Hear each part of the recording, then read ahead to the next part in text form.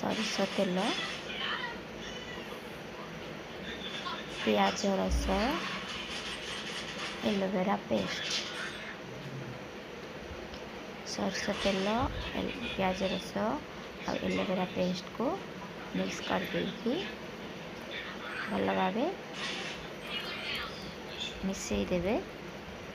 मिसई देला परे से पेस्ट को मुंडरे मूलरे चुटीर मूलरे भल भाव मालिश करें। मालिश करके गोटे घंटा 1.5 घंटा आप जिते समय रही पारे मिनिमम 1 घंटा रहिए। तापर भल शैम्पू मुंड को धोईदेवे। धोई सारा कंडीशनर करके सीरम भी लगे पारे।